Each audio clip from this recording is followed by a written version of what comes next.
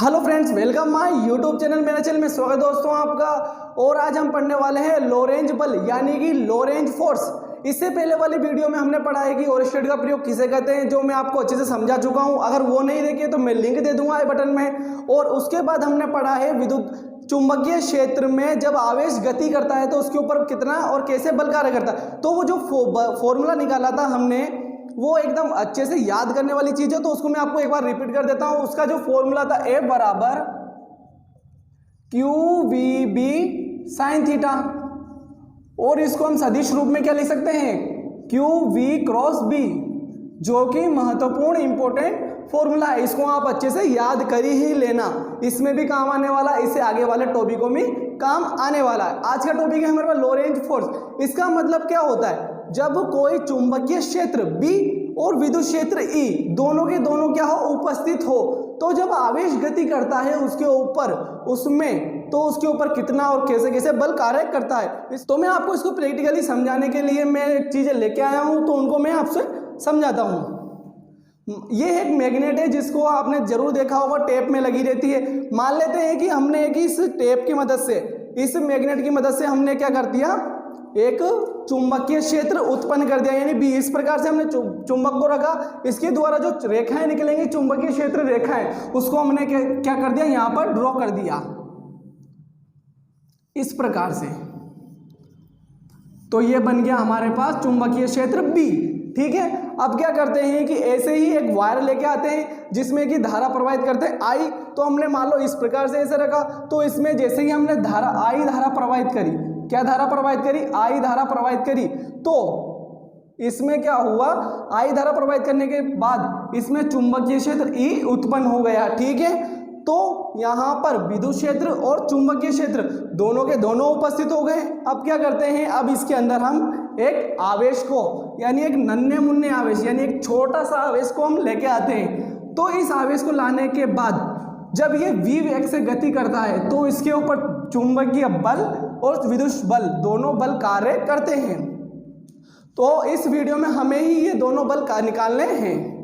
तो जब कोई आवेश Q चुंबकीय क्षेत्र B तथा विद्युत क्षेत्र E की उपस्थिति में प्रवेश करता है तो उस पर दो बल कार्य करते हैं। कौन कौन से दो बल कार्य करते हैं, तो चलिए देखते हैं। तो सबसे पहला बल हो जाएगा हमारे पास विद्युत क्षेत्र के द्वारा बल, जिसको हम व्यक्त करते हैं FE से। ठीक है, विद्युत क्षेत्र के द्वारा बल FE बराबर क्या होता है, हमने पहले वाले टॉपिक्स में, यानी पहले वाले चैप्टर में हमने पढ़ा है कि विद्युत क्षेत्र की तीव्रता E का फॉर्मूला क्या होता है, F/Q, जिसका फॉर्मूला होता है बल बटा आवेश। अब इसको ही हम F की वैल्यू क्या निकाल सकते हैं, QE, क्या आ जाएगी यहां से, QE। तो एक ये पहले वाला फॉर्मूला, इसका ही यूज होगा, तो FE विद्युत क्षेत्र द्वारा बल कितना हो जाएगा, Q × E।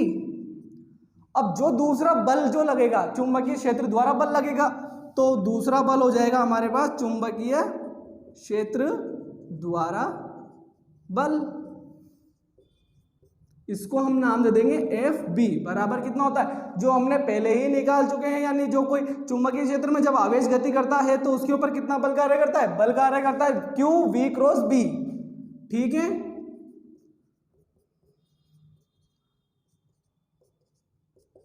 तो अब इन दोनों का योग करेंगे, यानी कि चुंबकीय क्षेत्र और विद्युत क्षेत्र द्वारा बल लगेगा, तो उन दोनों क्या करेंगे, ऐड कर देंगे। तो यानी इसके द्वारा क्या हो जाएगा, कुल बल यानी नेट बल निकल जाएगा। तो इसका कुल बल कितना आ जाएगा हमारे पास, आ जाएगा हमारे पास FE प्लस FB। तो कितना आ जाएगा हमारे पास, FE की वैल्यू है QE प्लस FB की वैल्यू है QV क्रॉस B। अब इन दोनों में से आप देख सकते हैं, दोनों में से क्या कॉमन आ रहा है, Q कॉमन आ रहा है। तो इसका कुल बल को हम नाम दे देंगे FM। तो कितना आ जाएगा हमारे पास, Q कॉमन आ जाएगा, कोष्टक में आ जाएगा E plus V cross B। और दोस्तों इसी को क्या बोलते हैं, इसी को बोलते हैं लोरेंज फोर्स, यानी कि लोरेंज बल। यह हमारे पास निकल के आ गया है लोरेंज बल। ठीक है, इसको यहां तक आप अच्छे से पढ़ लीजिए, जिसका ये फॉर्मूला होता है लोरेंज बल का फॉर्मूला क्या होता है, Q कोष्ठक E plus V cross B। तो यहाँ तक आप इसको अच्छे से समझ लीजिए, इसके आगे हम पढ़ते हैं। तो अब हम बात करते हैं कि जब चुंबकीय क्षेत्र में यानी धारावाही चालक तार को हम प्रवेश कराते हैं तो वो जो चुंबकीय क्षेत्र होता है वो चालक तार पर कैसे और कितना बल लगाता है। तो सबसे पहले हमने पढ़ा है कि जब कोई आवेश पर यानी कोई आवेश जब चुंबकीय क्षेत्र में गति करता है तो उसके ऊपर चुंबकीय क्षेत्र द्वारा बल कितना लगता है, तो उसका फॉर्मूला होता है हमारे पास F बराबर QVB साइन थीटा, जो कि मोस्ट इंपोर्टेंट फॉर्मूला है। इसको आपको अच्छे से याद कर लेना ही चाहिए। अब इसमें क्या है कि मैं आपको इसको प्रैक्टिकल यानी इसको फीलिंग के साथ समझाता हूं, जिसमें आपको बहुत अच्छे से मजा आने वाला है। तो मैं आपको इसको मैग्नेट और एक वायर के साथ समझाने वाला हूं। तो सबसे पहले क्या होता है, जब हम इस मैग्नेट को इस प्रकार से रखते हैं तो चुंबकीय क्षेत्र जनरेट होता है। तो हमने इसमें जो चुंबकीय क्षेत्र रखा है इसकी जो क्षेत्र रेखा है वो इस प्रकार से निकल रही है। तो हमने इसको यहाँ पर ड्रॉ कर दिया है, ठीक है। अब इसमें क्या करते हैं, एक बैटरी लगाते हैं और बैटरी को लगाते से इस चालक तार में धारा प्रवाहित होती है। इस चालक तार को हम इस चुंबकीय क्षेत्र में लाते हैं। तो इस चुंबकीय क्षेत्र में जैसे ही लाते हैं तो चुंबकीय जो क्षेत्र है वो कोई ना कोई बल लगाता है। अब हमें पता है कि जब चालक तार में धारा प्रवाहित करते हैं तो धारा किस प्रकार प्रवाहित होती है, इसमें क्या होता है, आवेश गति करने लगते हैं और आवेश प्रवाह की दर को ही तो क्या कहते हैं, विद्युत धारा कहते हैं। तो इसमें धारा प्रवाहित होती है और हमें पता है जब चुंबकीय क्षेत्र आवेश के ऊपर बल लगाता है, जिसका फॉर्मूला हमने निकाल चुके हैं QVB साइन थीटा, ठीक है। इस चालक तार की लंबाई L है और जो चुंबकीय क्षेत्र के द्वारा कोण बना रहा है वो थीटा है और इसका अनुप्रस्थ क्षेत्रफल, यानी कि जब हम इस चालक तार को ऊपर से काटेंगे ना तो इसके ऊपर क्या होता है, गोला गोला बना हुआ, जो क्या है हमारे पास, इसका पृष्ठीय काट क्षेत्रफल है, ठीक है। और इसमें धारा कितनी प्रवाहित हो रही है, I। तो सबसे पहले हमें क्या निकालना है, QVB साइन थीटा, यानी कि इसमें अब आवेश की मात्रा ज्ञात करनी है चालक तार में।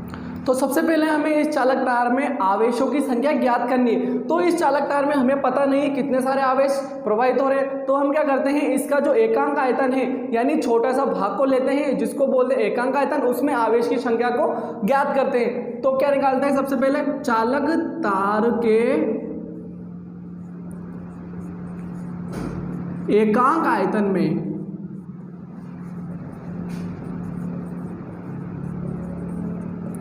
आवेश की संख्या कितनी मानते हैं हम, n। मानी सबसे पहले n है एकांक आयतन में आवेश की संख्या। अब इस चालक तार का आयतन कितना है, आयतन क्या होगा, इसका एक बेलन है, बेलन का आयतन क्या होता है, लंबाई इंटू इसका क्षेत्रफल। तो क्षेत्रफल तो है हमारे पास a और लंबाई है l, तो इसका हो जाएगा चालक तार का आयतन।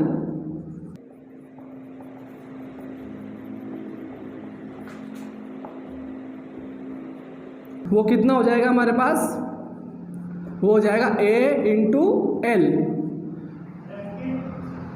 अब क्या है, इस चालक तार में कुल आवेश कितने हैं, यानी कुल आवेश वाहकों की संख्या कितनी है। जैसे कि एक पेन की कीमत कितनी होती है, 5 रुपए। अगर हमें 10 पेन की कीमत चाहिए तो इसको क्या करते हैं, इससे गुणा करते हैं। तो सेम इसी प्रकार से इसको भी क्या करेंगे, इन दोनों को आपस में गुणा कर देंगे। तो इसमें कुल आयतन में आवेश वाहकों की संख्या ज्ञात हो जाएगी। तो कुल आवेश वाहक कितने हो जाएंगे हमारे पास, जिसको हम नाम दे देंगे कैपिटल N। तो हो जाएगा N इंटू A गुणा L, ये हो जाएगा हमारे पास कुल आवेश वाहक। अब जो Q होता है यानी आवेश होता है, उसका फॉर्मूला क्या होता है, आवेश का Q का वो होता है N ही। E क्या होता है, यहाँ पर छोटा e क्या होता है, इलेक्ट्रॉन पर आवेश, जो कितना होता है हमारे पास 1.6 इंटू 10⁻⁻19 कूलाम। N की वैल्यू इसमें पुट करेंगे,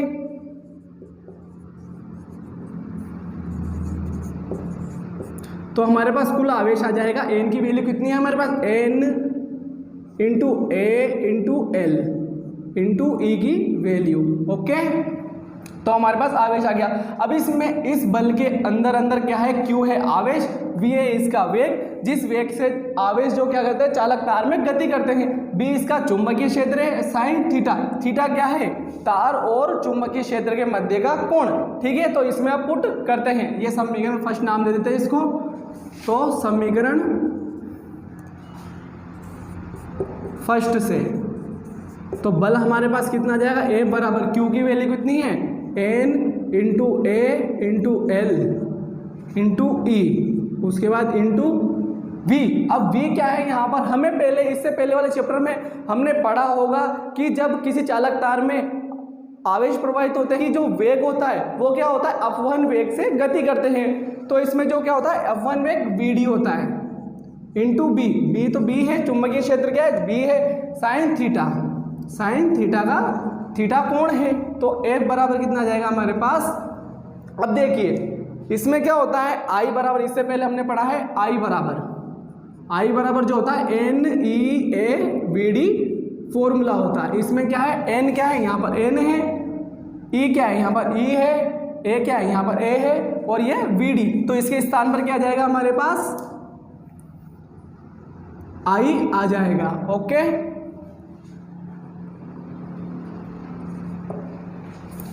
L के स्थान पर L, B के स्थान पर B और साइन थीटा के स्थान पर साइन थीटा। इसका सदिश रूप क्या बन जाएगा, F वेक्टर बराबर हो जाएगा हमारे पास I L क्रॉस B। ये हमारे पास एक फॉर्मूला कंप्लीट हो गया। तो चालक तार पर चुंबकीय क्षेत्र द्वारा बल कितना लगेगा, I L क्रॉस B। ये हमारे पास फॉर्मूला कंप्लीट होता है।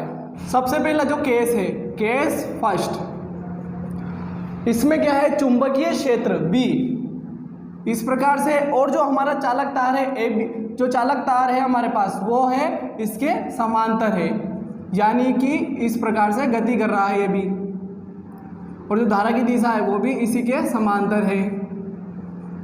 ठीक है, यानी कि चुंबकीय क्षेत्र ऐसे है और चालक तार जो हमारा ये है, चालक तार भी इस प्रकार से है। धारा किस में प्रवाहित हो रही है, चुंबकीय क्षेत्र के समांतर धारा प्रवाहित हो रही है। ठीक है, इसकी लंबाई L है। जो हमारे पास फॉर्मूला निकल के आया था वो था हमारे पास A बराबर ILB साइन थीटा। जो थीटा है वो है L और B के मध्य का कोण। L और B के मध्य का कोण कितना है, यहाँ पर चुंबकीय क्षेत्र और चालक तार दोनों क्या है, समांतर है। समांतर होने का मतलब है कि यहाँ पर थीटा का जो मान है वो है हमारे पास 0 डिग्री। तो F का मान कितना आ जाएगा हमारे पास, ILB साइन 0, और साइन 0 की वैल्यू कितनी होती है, साइन 0 की वैल्यू तो 0, तो ये 0 इन सबका सफाया कर देगा। तो F बराबर कितना आ जाएगा, 0। यानी कि चालक तार यदि चुंबकीय क्षेत्र के समांतर होगा तो उसके ऊपर कोई बल कार्य नहीं करेगा। सेकंड केस क्या है इसका, केस सेकंड, कि जब चुंबकीय क्षेत्र B इस प्रकार से है और जो हमारा चालक तार है वो इसके प्रति समांतर है, यानी कि इस प्रकार से धारा क्या हो रही है, इसके चुंबकीय क्षेत्र के विपरीत दिशा में धारा प्रवाहित हो रही है। इसकी लंबाई L है। तो इनके मध्य का कोण कितना है, यानी चुंबकीय क्षेत्र हमारा इस प्रकार से है और जो चालक तार है वो इस प्रकार से इसके विपरीत दिशा में गति कर रहा है। तो इनके मध्य का कोण कितना होगा, थीटा, वो होगा हमारे पास 180 डिग्री। अब इसमें पुट करते हैं 180 डिग्री की वैल्यू।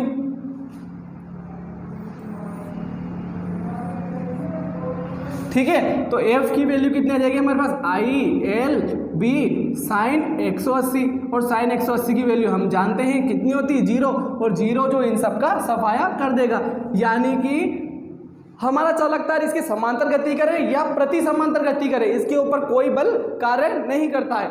इसका थर्ड केस क्या है, इसका केस थर्ड जो है वो है मोस्ट इंपॉर्टेंट।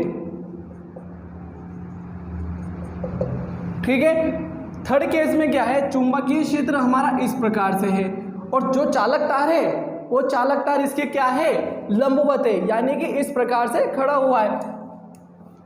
तो यह हमारा चालक तार हो गया इस प्रकार से, और इसमें धारा भी ऊपर की ओर प्रवाहित हो रही है। तो इसके मध्य का कोण कितना हो गया, इसके मध्य का कोण हो गया हमारे पास 90 डिग्री। तो थीटा बराबर यहाँ पर कितना है हमारे पास, 90 डिग्री। अब इसमें इसको पुट करते हैं तो इसकी वैल्यू कितनी आती है, F बराबर ILB साइन 90, और साइन 90 की वैल्यू कितनी होती है हमारे पास, साइन 90 की वैल्यू होती है 1, जो साइन का अधिकतम मान होता है। यानी कि इसमें क्या हो जाएगा हमारे पास, अधिकतम मान हो जाएगा, जो हो जाएगा ILB। तो ये हमारे पास इसका फॉर्मूला आ चुका है। ठीक है, जो इसका मैक्सिमम मान है, यानी कि चुंबकीय क्षेत्र इस प्रकार से और चालकता इसके क्या है, लंबवत। इस प्रकार से चुंबकीय क्षेत्र है और इस प्रकार से इसका लंबवत चालकता है, तो इसके ऊपर क्या हो जाएगा, अधिकतम बल लगाएगा। ठीक है, जिसका फॉर्मूला हो जाएगा हमारे पास F मैक्सिमम बराबर ILB। ठीक है, तो यहाँ पर हमारा वीडियो कंप्लीट होता है। अगर आपको ये वीडियो अच्छी लगी हो तो कमेंट जरूर करें और लाइक जरूर करें, जितना हो सके इसको शेयर करें, क्योंकि शेयर इज केयरिंग। ठीक है, और अगर चैनल को अभी तक सब्सक्राइब नहीं किया हो तो चैनल को जरूर सब्सक्राइब कर लीजिए। बहुत बहुत धन्यवाद।